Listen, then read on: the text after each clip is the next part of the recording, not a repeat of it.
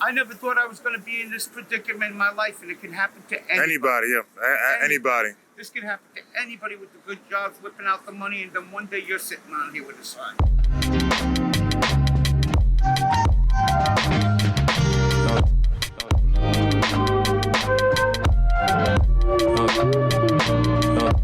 Well, here we are in Brooklyn, New York. We're here. What's your name, sir? Jay. Jay? Yeah. Jay, are you homeless? Yes, I am. How long you been homeless for? I've been homeless for 2.5 years now. 2.5 years now. So tell me how you got to this place where you are now. As far as, well, I was working in a trucking company, and I got laid off. I worked there for a couple of years, and since then, it was after about 2022, around there, about almost 2.5 years, I got laid off, and I had a promising job. And I took my first vacation, came back to a whole disaster. And I got laid off, and then I was on the streets, and since then I've just been on the streets struggling, doing odd jobs, and just taking it day by day, whatever I could do and whatever I could survive on, you know. Mm-hmm. Do you have family here? Are you from Brooklyn? I'm from New York my whole life, actually. I have my family's down in Florida. In Florida? Yes. So tell me a little bit about your upbringing, like your family life, your upbringing as a kid and growing up. Oh, growing up, it was always we worked in the house. We all pitched in. We helped out my mother, which was the right thing to do. And as far as like helping her out, we had it rough. I remember back in the days, like I used to have to go down at night to gas stations to rob toilet paper just so me and my brothers and my sisters could use the bed, you know, just have toilet paper in the house some nights, you know, and my mother worked 2 jobs. So she was always constantly working. So, and I, like I said, like back then I always worked. I was always helping out sweeping in the stores. When I was a lot younger, I was shining shoes. I was taking any little possible job I could take. I was doing like maintenance, mostly maintenance jobs actually, until I got offered a job in a trucking company making $28 an hour. And I took that job at 17 years old, going on 18. And I worked there for a long time, for a good 20 years. 20 years, so 20 years. Yeah, I had 20 years. I worked my ass off. I never took a day off.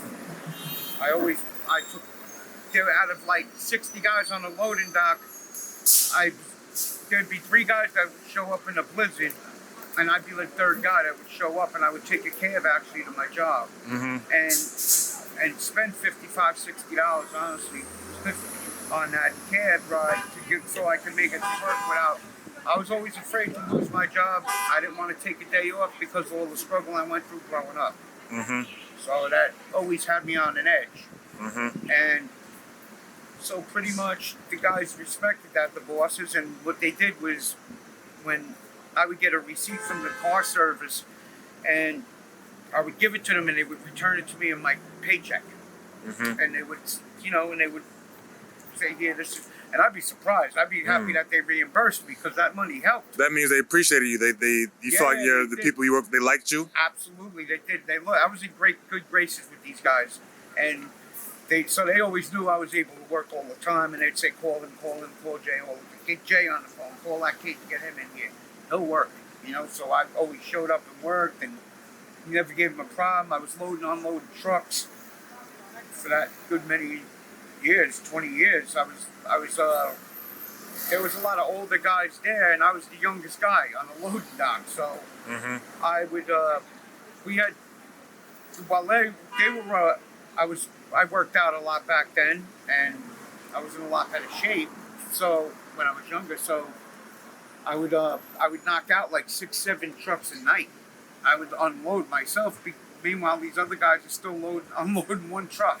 These are big trucks. These are like big, like... these are long tractor trailers. Yeah. 18-wheelers. 18-wheelers, yeah.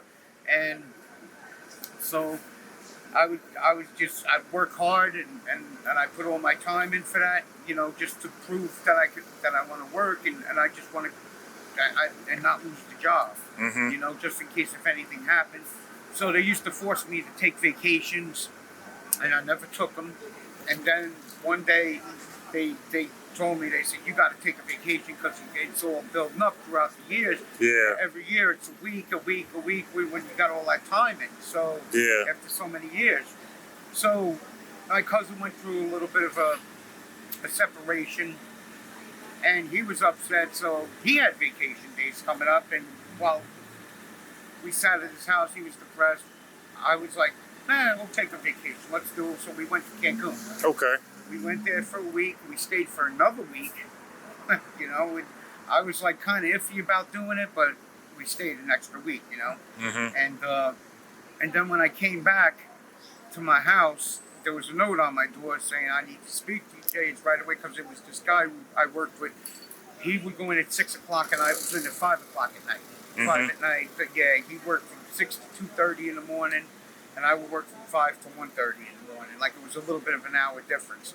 So what we would do is he would drive me into work, and you know I'd draw him some gas money. And when I got home and I saw that letter on the door, I didn't know what was going on. That was a big thing. Like that hit me like a ton of bricks when I saw that letter on the door, and I said, "What the hell is this?" I said, and I wasn't thinking anything else. I'm like, "What could it possibly be? Maybe it's a paycheck. Maybe it's something. Yeah. Maybe he was holding for me." But when I got there, it was a whole nother scenario. He told me. He said, "You better sit down." And I said, "Well, what happened?" He said, "The job's going out of business." Oh wow. And within the next less than 2 weeks, my heart sank, bro. My heart sank. I was like, "Oh my God!" I said, "I don't know what the hell I'm gonna do, but I might have to shape in other trucking companies." And when I tried to call up other places, they weren't taking nobody, so I went out on a workers' compensation. You know, and for a little while. How long did that last? Only 2 years. 2 years. Yeah. Well, it was a year. Then they extended it for another year. And so that was a blessing that I got that, and a couple other guys got it too.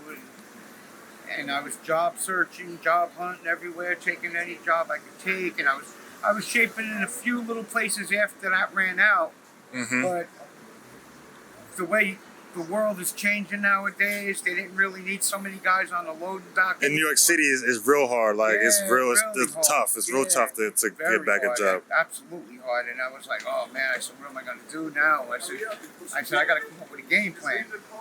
So I started writing down things at night, and because I think a lot, you know. So I was trying to get my thoughts together, everything, and I said, you know what? I said, let me go out tomorrow. I'll try to go around and see if I went out and I started washing windows because I couldn't find no work anywhere. And then after that, I honestly started. This is crazy, but like they used to do this back in the 70s and 80s. But in the late 2000s, I started using the squeegee to wash the windows on the cars out here. Yeah. Just because I wasn't getting nothing, and no money, no food, not really money, food. Yeah. And so I was washing windows. And a lot of people refused me because somebody tried to knock me over, bump me with their car, but and they took off, you know, whatever. And I just let it go, and I said, you know what, I just leave it to God, you know, they let them handle it. You know, I'm not going to be mad. I have to forgive them, you know. Probably having a bad day themselves, and we bumped heads a long time. Yeah. But I was doing a lot of the squeegee. I was washing the windows, which I was thinking about doing again, so I don't. You know, so people that know me out here know I'm not a beggar. I'm not. You know, and some people get judgmental out here. Most people do get judgmental and say, why don't you get a job? And I'll turn around and I'll get up and I'll ask them, excuse me, why don't you help me get a job? If there's something available, and then they don't want to hear it. They want to run up the block and take off, and all of a sudden, you know, they don't hear that. I said, well, what? And then I made a little comment. I said, the next time you go to the supermarket, make sure you get Q-tips so you can clean out your ears so you can hear me a little bit better. Yeah. So, of course, they didn't want to hear that. And I get a lot of people out here that do come up to me and they say, hey, man, I like your style. You're cool. You're not a beggar. You don't ask nobody for nothing. You can sit here and you're quiet. You got your signs. Yeah. I said, yeah. I said I don't like to bother anybody, and that's just the way I am. And plus, it avoids an argument. Yeah. You catch somebody on the wrong day, or you get a lot of kids that'll ask their parents to stop, and they will say no. Yeah. And they will say no, I won't stop. They'll grab their kids like you got a germ or a disease. Yeah. Like, come on, man. Like it says on my sign, we're only human. Thanks for being. Look at your sign real quick. Yeah, and it says on my sign right here, we're only all human. Thanks for being kind. God bless. Mm-hmm. But then when their dogs come up to you, you see the way people act towards a homeless person, Yeah. towards a regular person. Uh-huh. Whole difference when you walk in a store, the attitude. Yeah. And I know it all. Like you see like check this out. Like one day I was sitting over here, and now people were coming out of the supermarket, and people letting the people pet their dog. Mm-hmm. The dog comes over to me, and the guy starts pulling his dog. Yeah. Starts yanking his dog. So I was like thinking to myself, man, come on, I know what this is about. You know, now all of a sudden, now you got to pull your dog because the dog's coming near me. Mm-hmm. So I just let it go, and I turn my head, and I just say, you know what? I'm not going to let it get to me, and I'm not going to rise out of this. So I turned my head the other way. I said, God is good. God's looking out for us. He's always been. Thank God for that. And you know, and so I was going in the store up the block. There's a hardware store right up here on 4th Street. Okay. And it's Ace Hardware. And when I was, I used to go in there and play my lottery numbers every single night. Day and night, day and night, day and night. Never no problem, no nothing, until one day I start sitting across the street from there at Popeye's Fried Chicken. Yeah. I go in, one day I go in, I wear glasses. Yeah. And I have sometimes outfits that I dress nice up for Sunday church. Mm-hmm. You know, and a lot of times people won't recognize me. So you say you go to church? Yeah. Oh wow. On Sundays, you know, and I pray for forgiveness and just for help all around, whatever I can get. You know, I'm trying to get myself an electric bike. That's what I want to do, so I can start doing DoorDash, and I don't gotta relate to doing this anymore. Yeah. You know, and then I'll feel a lot more better about myself, and I'm trying to make myself stay positive about this, you know. And so that's one of my goals I'm planning on, is getting that electric bike. I'm planning on that. Yesterday I played a number. I played 610, and this is no bullshit. 610 and 410 came out. I was like, I looked and I said, you gotta be kidding me. I looked at my tickets and I said, maybe because sometimes they screw up on the lottery tickets. I said, maybe they screwed up. I'm hoping. Now I'm thinking in my head, I'm hoping it's a 4. Yeah. But it was a 6, so I was like, oh man, I don't believe this. Yeah. So anyway, I was going back to the hardware store. I go in with my glasses on, I'm dressed up nice. Hey sir, how you doing today? Yeah, right away they run to the lottery machine. Yeah, just let me know when you're ready. All this they're telling me, you know. I said, yeah, I'm ready right now. They don't even recognize me because I'm dressed, I got my glasses on, I got a nice hat on, none of this, all this. Got my nice shape up going on, shave, look trim. So anyway, the one day I'm sitting across the street and I'm looking like this. I walk in to go play my numbers. Yeah. All of a sudden, it's 5:30 at night. Now you got till 6 o'clock before you can play your numbers up to 6 o'clock. After that, you can't play them, and I understand. Okay. I go in one night at 5:30 at night. I said, let me get over there before 6 o'clock. I got a half hour, but let me get my numbers in because it's slow right now. The crowd's dying down. Maybe I can catch the rush. I run across the street.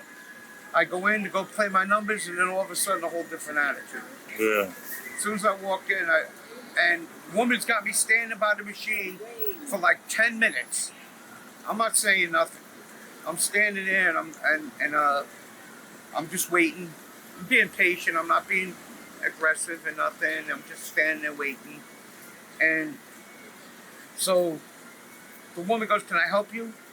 Like with an attitude. Now this is the woman that saw me dressed differently. Yeah, same woman. Yeah. That had a whole different attitude when I was dressed differently. Now check this out.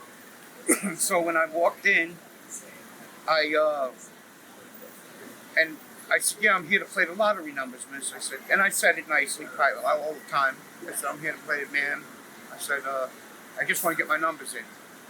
And she goes, Lotto's closed, and turned her head the other way.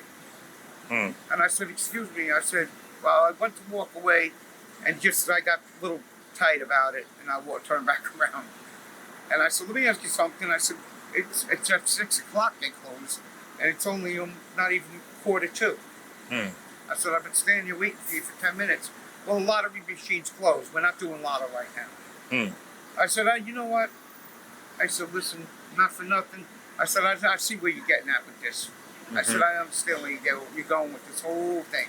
I said, just because I sit across the street and I panhandle, and I walked in here, I said, let me show you. And I have pictures of myself on the phone dressed up. Yeah. And it blew this woman's mind. So, and there was another girl I worked in there, I believe it was her daughter, maybe not, maybe a niece, but she looked looked like her.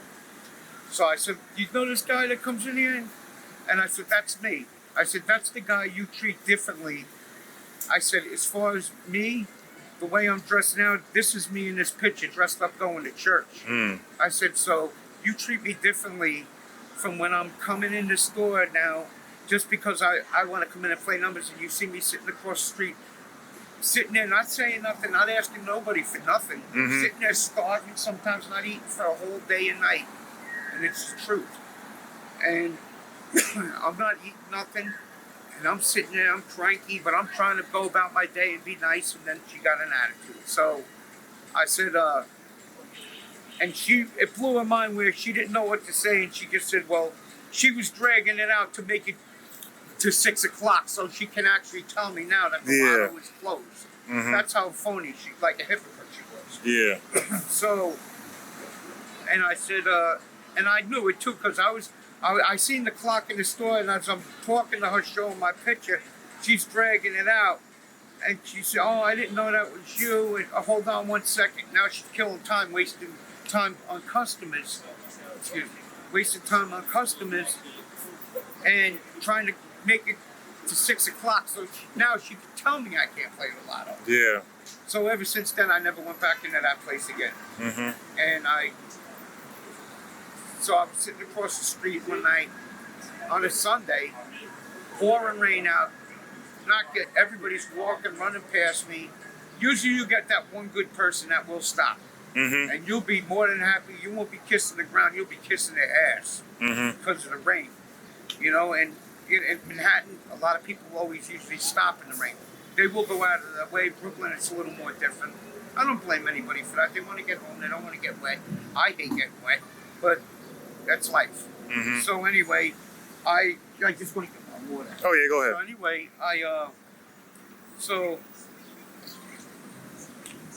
I'm sitting there across the street, excuse me, and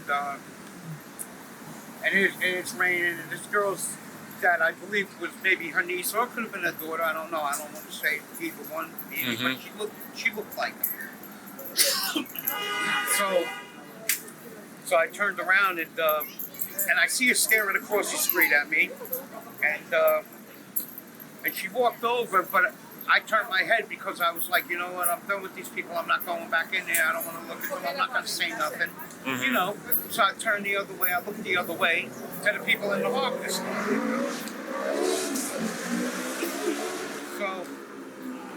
So as I'm standing there, I turned around and I seen her run over by me, and my cup was like over on this side, so I was like just looking the other way, you know, not saying nothing. Yeah. And I seen her run over by me and run back across the street real fast. And I seen her, like, she threw something in the cup, so I said, oh, thank you. Thank you very much. I really do appreciate it. And I said, especially on a day like today that we're having. So, because you get, like I said, you get that one person that stops in the rain, man. It's like, oh, thank you. And they bless you. You're like, oh, yes. The food or whatever, something nice. And so, at least you know you're not going to starve and go a night without no food and go hungry. Or have any money to get a Metro card so I could go searching for jobs in the morning. which always is a big help. I like to get up early and get out a little bit early, but my sciatica was acting up the last couple of days. But eventually it'll calm down. It goes away. It comes and goes once in a while. Sometimes it depends on the weather. Mm-hmm. So I turn around and I look at my cup and there's $20. Mm. So I guess the girl felt some type of way. Yeah. I assumed it. I said maybe she might have been in the store. Maybe that woman might have said, "You don't know what anybody could be thinking or what." Yeah. Because I'm not a mind reader. Mm-hmm. But you don't know what anybody could be thinking. Like, she might have said, "Oh, that kid over there, that guy came in with an attitude. The homeless guy that plays the lottery every night in the store and whatever."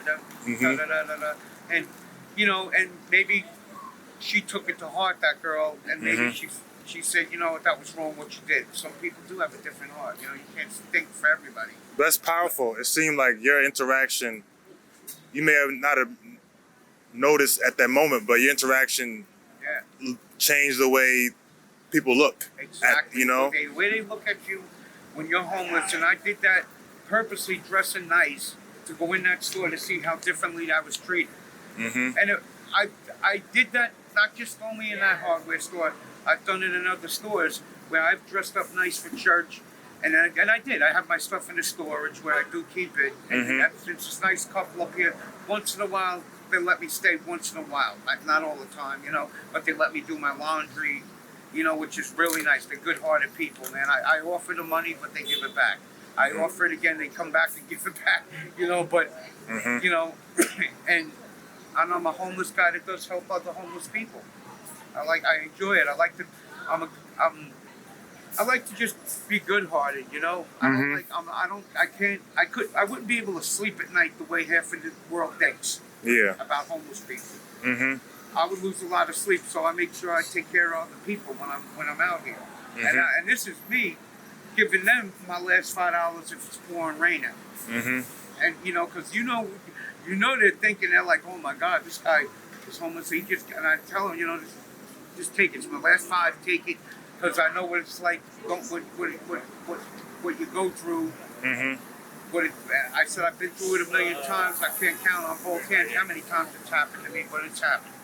And so anyway, a lot of guys that see me like, "Oh shit, oh what's up, man?" Because they know me, and I said, "Dale, you're a cool dude, man. Thank you for this, or thank you for the coffee and the donuts this morning." If I get a Dunkin' Donuts gift card, I'll go out of my way and make sure that if I do see a guy out here starving or somebody sleeping in the train station that I know that sleeps down here, and the train's like off Port Street.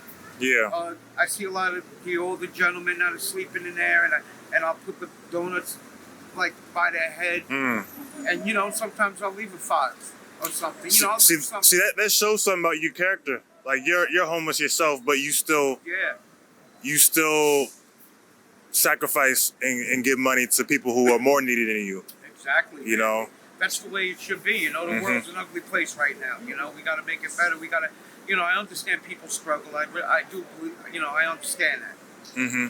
Everybody's struggling, but then you get people that walk by and purposely rub it in your face, and they'll pull out a whole lot of money and be walking towards you and turn the other way just to get a rise out of it. And I don't know why they do it, because they look as stupid as ever why they do it. Like, because they're thinking we're like, ooh. But I tell all these people, don't get a rise out of it. This is what they want. You sit there, you just keep yourself, you just sit there and you just be calm and cool, pay no mind to it. Because if you pay mind to it, it's going to drive you nuts. It used to do it to me in the beginning. And I'd be like, "Oh, this is my last time."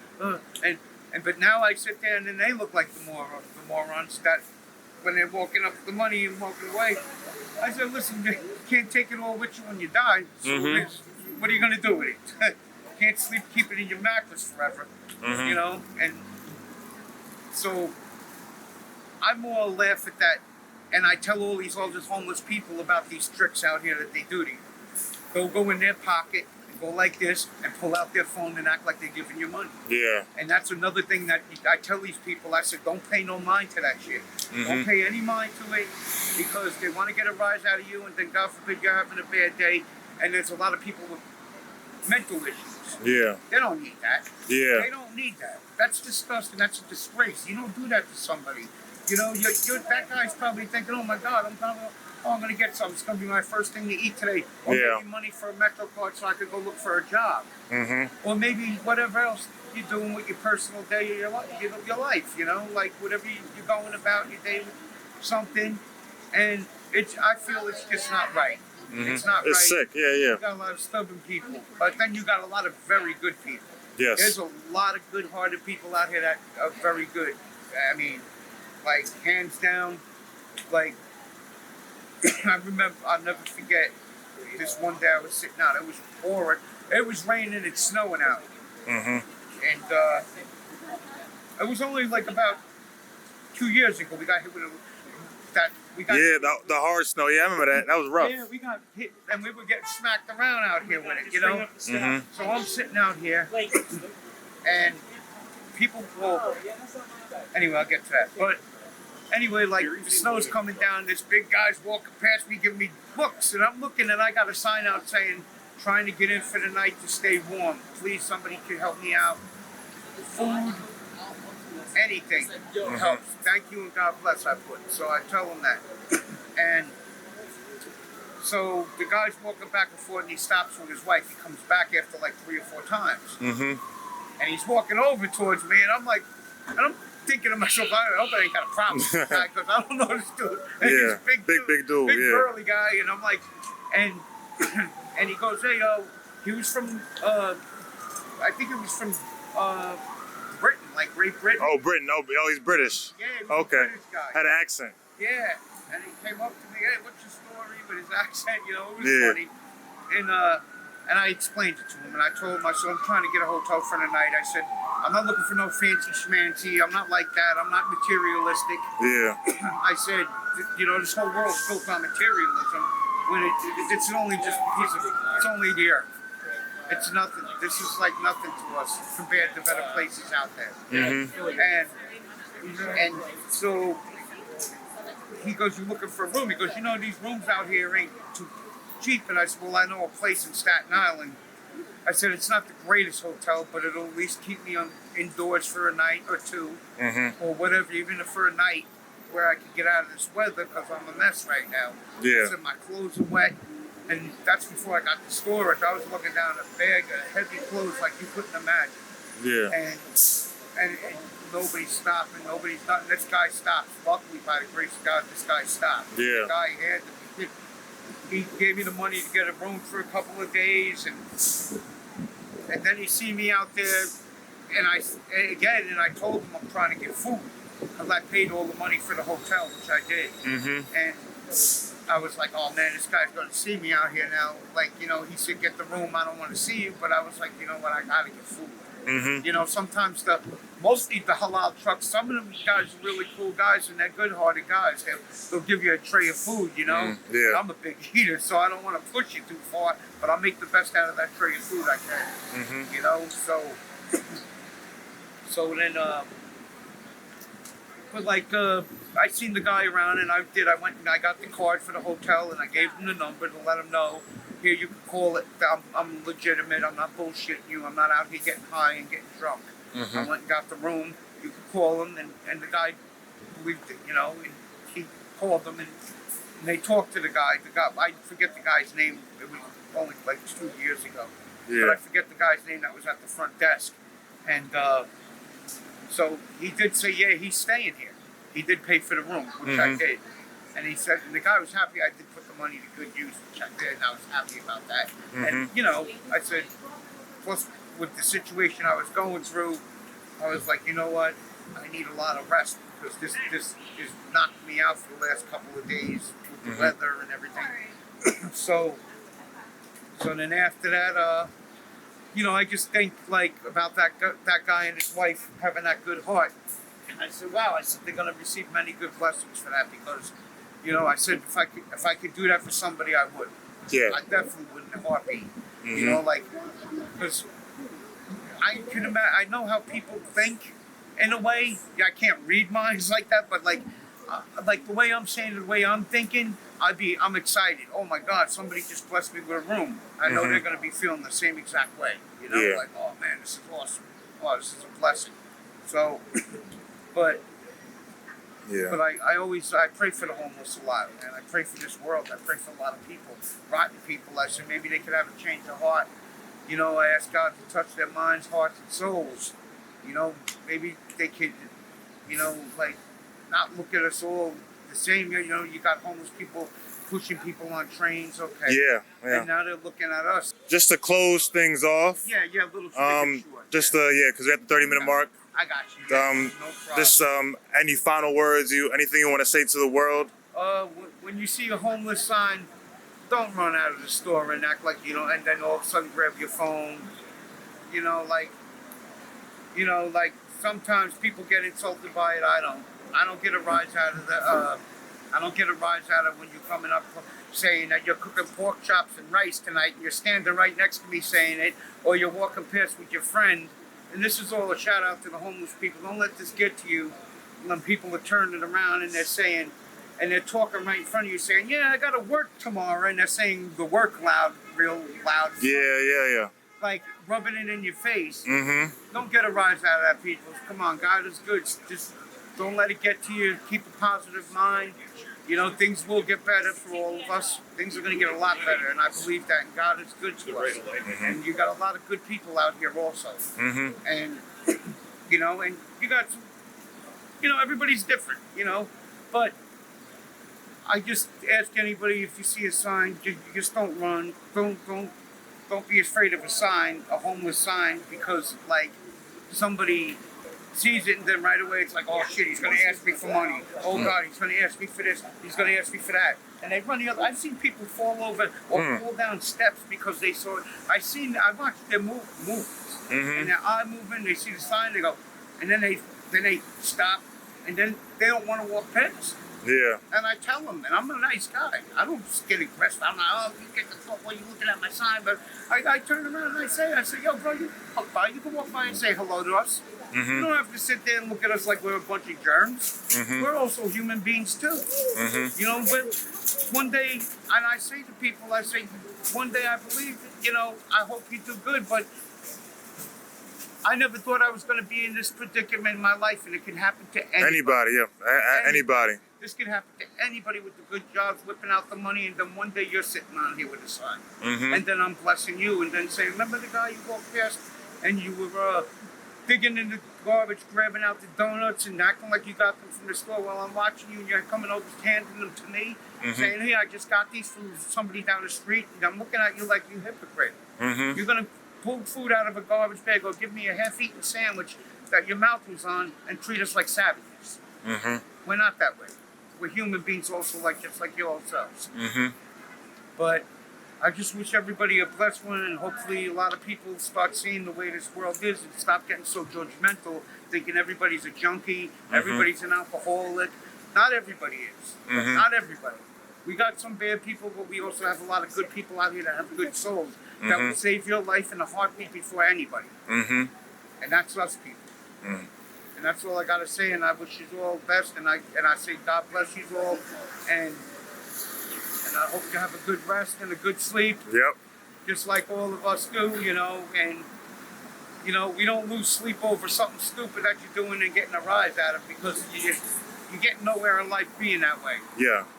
God's watching everything. Mm-hmm. And then you're thinking, you're laughing at this, probably at this video saying, oh, this guy's full of shit. No, God is real. God is good. And God sees everything. And one day you're going to face me at the gate or one of these other people, and you're going to answer for it. Just like myself, if I did wrong in the past. I'm going to meet that person one day, and it's going to be, yo, you remember me that day when I asked you for a cup of coffee and you spit in my direction? Or you said some nasty comment? You know? It's not worth it, people. It's not worth it. We're all in this together, you know? I mean, you work. I wish I could go out and work. I try every day. Anything I get, I try to get a Metro card. I'm not out buying alcohol and drugs with it. Not all of us are. And I don't got no marks in I got a burn there because I hurt myself by accident. But I don't do no drugs and alcohol at all. I go to church every week. And I just enjoy myself. I don't get a rise out of everything. I don't let people get the best of me. And that's the way everybody else should be. And I just wish you all the best and all. God bless you. All right. One love. Thank you, Jay. You've been seen and you've been heard.